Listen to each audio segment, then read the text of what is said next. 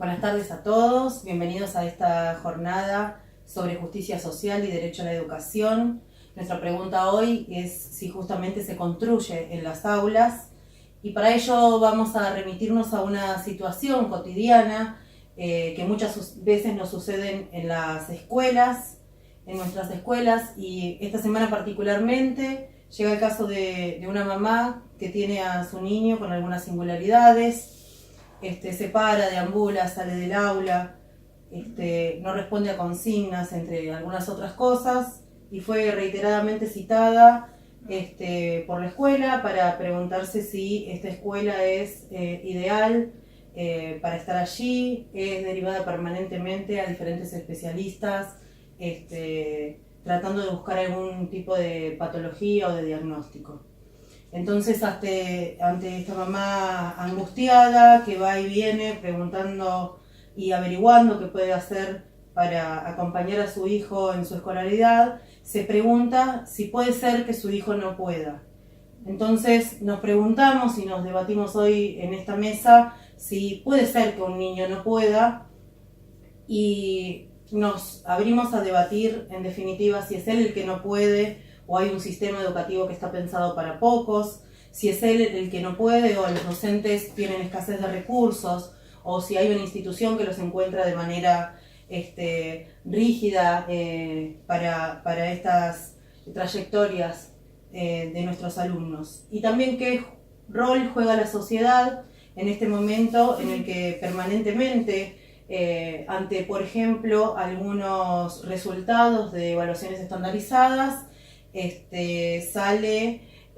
un resultado y todos nos preguntamos, medios de comunicación, en el pasillo de la escuela, entre algunos especialistas, si este fracaso escolar, este fracaso de estas pruebas, más allá de que sean acorde o no a nuestra región, a nuestra provincia, se deben a la formación docente, a la capacitación, a los alumnos que tienen dificultades en particular y que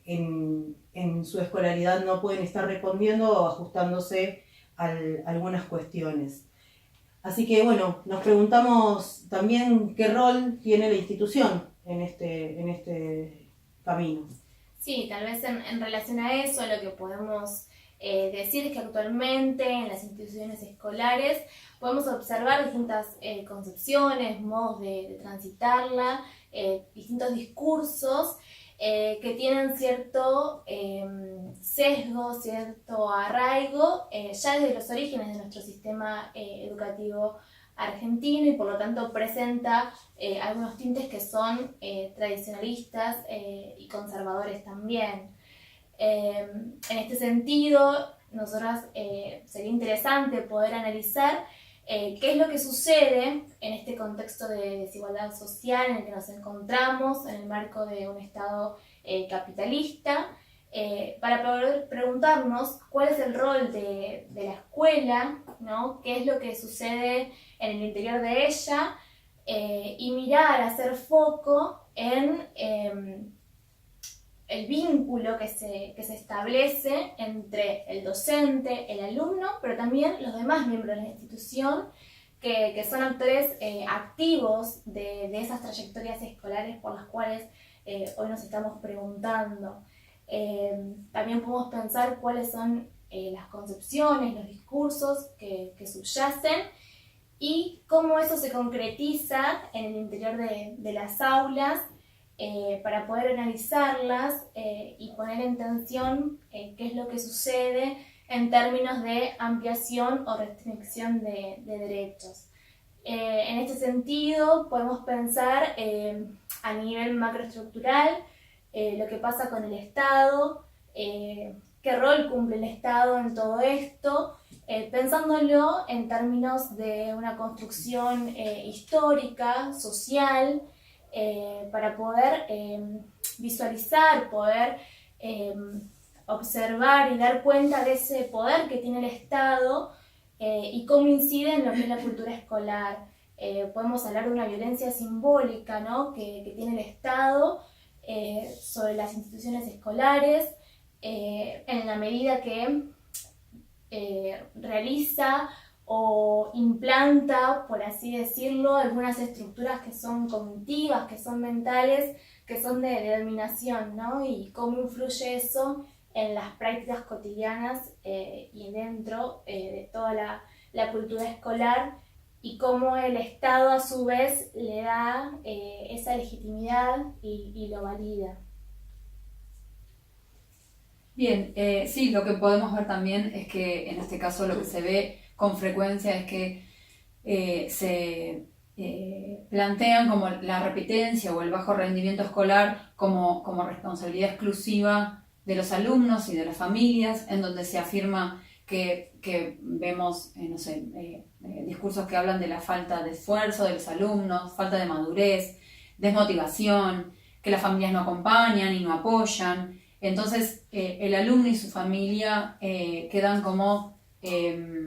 los únicos culpables, digamos, del bajo rendimiento, del fracaso escolar, y en donde además, con ese discurso, la escuela queda con una posición como de espectadora y sin poder hacer mucho frente a ese discurso. En otras ocasiones, sí, el fracaso escolar está puesto más en función de las estrategias de los docentes y de las escuelas, y también en ese caso podemos ver que hay una mirada simplista cuando sacamos el foco de sobre todo la complejidad del entorno en el que está trabajando el docente y los equipos directivos, y a lo que se enfrentan día a día en las condiciones de trabajo en las que se está trabajando actualmente. Desde esta perspectiva, entonces, se desvaloriza completamente el esfuerzo que cada docente hace para cumplir con su objetivo, con esos alumnos que tiene en el aula. Y en ese sentido también podemos decir que el fracaso escolar, entonces,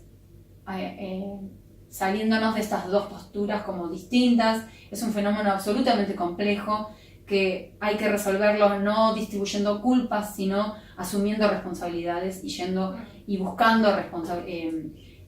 la manera de salvar esas distancias y ir a resolver lo que está pasando en sí. Y bueno, el camino para abordar esa problemática es, por supuesto, que absolutamente constructivo y no, como dijimos antes, no de echar culpas ni poner el problema en el afuera sin que podamos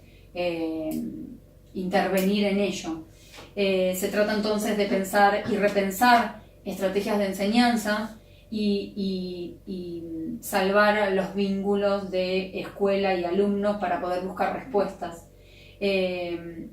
Aun cuando algunas variables que son externas no se puedan modificar, como por ejemplo el entorno social o las condiciones culturales de nuestras familias, hay muchas cosas que sí hablan al interior de las instituciones que podemos ahí sí intervenir y debemos de hecho hacerlo para poder revertir y convertir esto en un impacto positivo en las trayectorias de nuestros estudiantes. Entonces debemos sí poder interpelarnos y revisar las condiciones institucionales que tenemos de enseñanza, la articulación, por ejemplo, y la coherencia entre años y niveles, las estrategias y criterios de evaluación que utilizamos. Son estos todos factores que se juegan en la posibilidad del cambio, y el posicionamiento y el accionar pedagógico va a ser la clave para poder construir escuelas en las que todos puedan aprender. Y esto que vos decías de revisar las estrategias de enseñanza y esta cuestión de los vínculos, me hace pensar un poco que es importante ver lo que pasa dentro del aula también, porque es lo concreto, es donde se traduce toda esta cuestión que comentaban recién en relación al Estado y cómo toda esta cultura escolar se traduce en prácticas concretas del docente. Bueno, en lo cotidiano, en nuestras aulas, nosotros vemos cómo se dan estas representaciones que son las formas de pensar a nuestros alumnos y de cómo actuamos con ellos. Bueno, y en estas representaciones los docentes tendemos, a veces inconscientemente o por esta cuestión de la cultura escolar, a clasificar, a categorizar y bueno, en esta dinámica lo que terminamos haciendo es rotulando y etiquetando a nuestros alumnos, generando en ellos cierta construcción en donde, como dije recién, inconscientemente o no, tendemos a decir, este es el que habla, este es el que no se sienta, el que nunca trae la tarea. Y bueno, y lo que generamos sin medir nuestras palabras a veces, una construcción de nuestros alumnos dentro de esa etiqueta, y bueno, esto se traduce en los resultados, digamos. Y por otro lado también el maestro, el docente, utiliza esa perspectiva, esa representación, generando un esquema de evaluación y de enseñanza para ese alumno al que termina etiquetando. Bueno, es así que la verdad es que nos queda un gran desafío, entre ellos hacer valer esta normativa que por el momento se concibe a la educación como derecho, en la dimensión áulica sobre todo, y poder acompañar esta construcción de una sociedad más justa a partir de las propuestas pedagógicas. Nosotros como docentes poder pensar algunas maneras distintas de habitar la escuela, de estar en la escuela, de alguna manera más flexible, y poder evitar de algún modo esta exclusión incluyente de la que hemos hablado durante la jornada.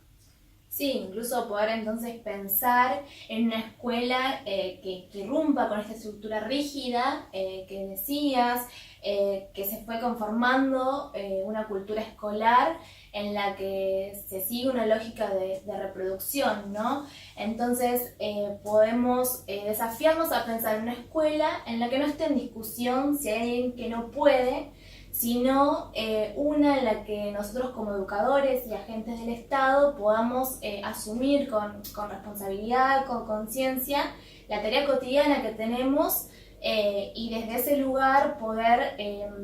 realizar prácticas concretas que tiendan a una ampliación de derechos. En ese sentido, también podemos ir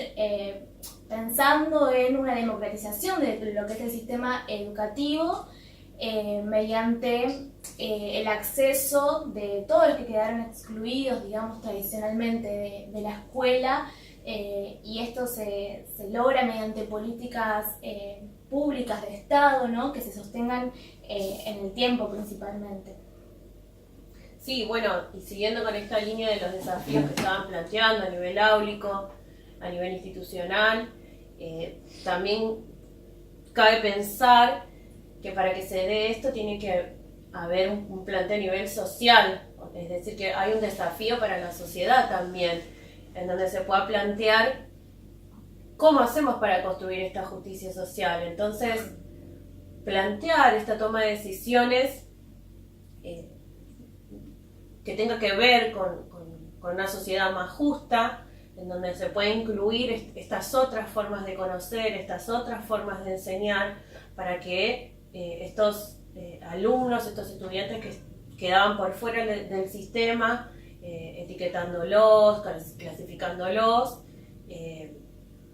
puedan sentirse incluidos en esas nuevas formas, que sean modos multiculturales y más plurales, ¿no? Bien, en resumen, lo que nos planteamos como idea fundamental es poder interpelarnos, poder parar la pelota y desafiarnos para no mirar los resultados, sino para poder analizar los pasos y las estrategias desplegadas para lograr éxitos o fracasos en las trayectorias. Y en este sentido planteamos también a poder aproximarnos a los procesos que facilitan u obstruyen. Esto significa poder salirnos del campo de juego para poder volver a entrar de una manera distinta y enriquecida. Y en este sentido hablamos del término de poder como posibilidad y como oportunidad y como